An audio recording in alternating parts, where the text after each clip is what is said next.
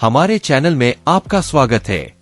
यहाँ हम उन लोगों की वास्तविक कहानियां साझा करते हैं जो अपनी आवाज उठाना चाहते हैं और अपने जीवन के उन क्षणों को उजागर करना चाहते हैं।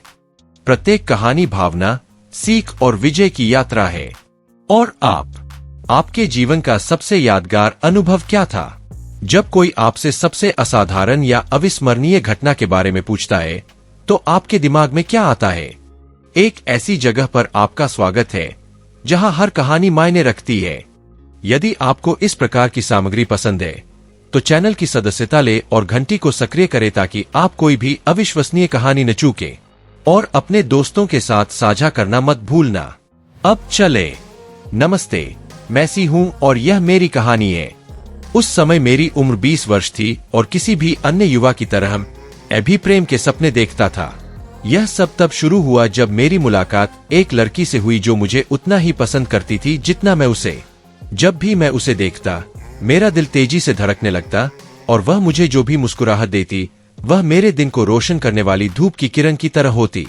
समय के साथ मैंने साहस जुटाया और निर्णय लिया कि अब अगला कदम उठाने का समय आ गया है। मैंने फूल खरीदे, सबसे सुंदर फूल चुने और आशा और खुशी से भरी हुई उनसे मिलने गई। लेकिन इसके बाद जो हुआ उसने मेरी जिंदगी हमेशा के लिए बदल दी। जब मैंने उसे फूल दिए और कांपती हुई आवाज में पूछा कि क्या वह मेरी गर्लफ्रेंड बन सकती है, तो वह हंस पड़ी। लेकिन यह खुशी की हंसी नहीं थी बल्कि तिरस्कार की हंसी थी।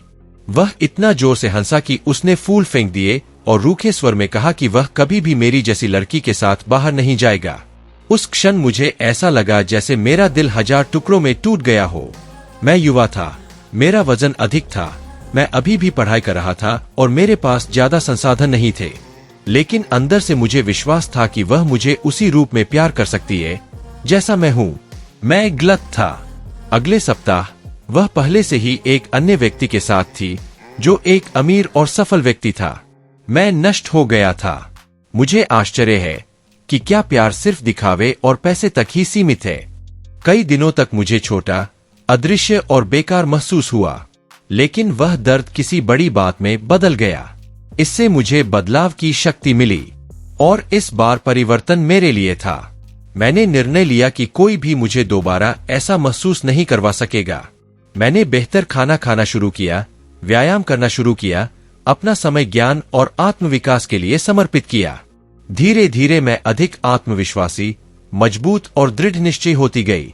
मुझे अच्छी नौकरी मिल गई और कड़ी मेहनत और लगन से मैं कंपनी में ऊंचे पद पर पहुंच गया और कंपनी का सीईओ बन गया। फिर वह दिन आया जिसे कभी नहीं भूलूंगा। यह एक शानदार रात थी, एक शानदार कार्यक्रम था जिसमें केवल सबसे सफल लोग ही उपस्थित थे। जैसे ही मैं प्रभावशाली लोगों से घिरे अच्छी तरह से प्रकाशित हॉल में दाखिल हुआ, मेरी नजर मेरे अतीत से किसी व्यक्ति पर पड़ी। यह एम थी, वही लड़की जो एक बार मुझ पर हंसी थी और मेरे द्वारा प्यार से दिए गए फूलों को फेंक दिया था। जब हमारी नजरें मिली तो मैंने उसके चेहरे पर आश्चर्य देखा। पहली बार उसे छोटापन महसूस हुआ। वह मेरे करीब आने की कोशिश कर रहा था, बातचीत शुरू करना चाहता था और मैं उसकी आंखों में देखकर समझ सकती थी कि वह फिर से मेरे साथ रहना चाहता था, कि अब उसने मुझ में कुछ ऐसा देखा था जो उसने पहले कभी नहीं देखा था। लेकिन उसके लिए बहुत देर हो चुकी थी, क्योंकि उस समय मेरे साथ एक महिला थी जो मुझसे सच्चा प्यार करती थी। वह जिसने किसी भी बाहरी बदलाव से पहले मेरी कीमत देखी, जिसने मेरा समर्थन किया और मुझ पर विश्वास किया जब मैं अभी भी अपना भविष्य बना रही थी।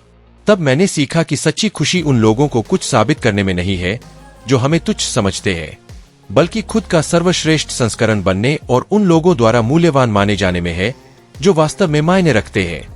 और यह मेरी सबसे बड़ी जीत है।